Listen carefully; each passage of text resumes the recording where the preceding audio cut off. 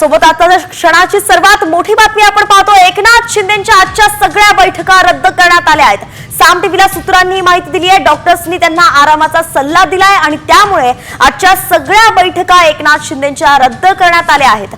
2 दिवसापूर्वीच एकनाथ शिंदे यांची तब्येत खालावल्याची बातमी आली होती। त्यावेळी ते साताऱ्याच्या त्यांच्या दरे गावात होते। त्यानंतर नेमकं कालच एकनाथ शिंदे जे आहेत ते त्यांच्या ठाणे इथल्या निवासस्थानी दाखल झाले, परंतु डॉक्टर्सनी त्यांना पुन्हा एकदा आरामाचा सल्ला दिल्याचं कळतंय। या संदर्भात वैदेही काणेकर आपल्या प्रतिनिधी आपल्या सोबत जोडले गेलेत। वैदेही, काय सांगाल? सगळ्या बैठका रद्द करण्यात आल्यात आणि यासाठी शिंदेंच्या तब्येतीचं कारण दिलं जातंय।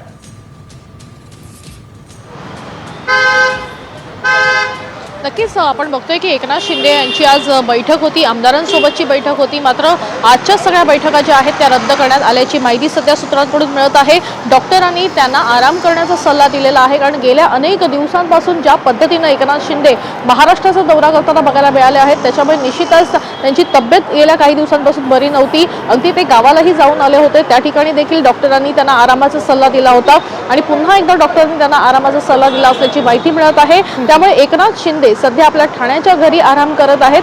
मात्र बैठका ज्या आहेत त्या कुठल्याही होणार नसल्याची माहिती सध्या मिळत आहे।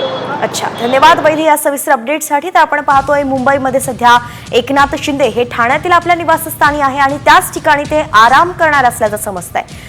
डॉक्टर्सनी त्या ठिकाणी जाऊन त्यांची तपासणी केली आणि अजूनही त्यांची तब्येत पूर्णपणे ठीक नसल्याचं समजतंय, म्हणून त्यांना आराम करण्याचा सल्ला देण्यात आलाय।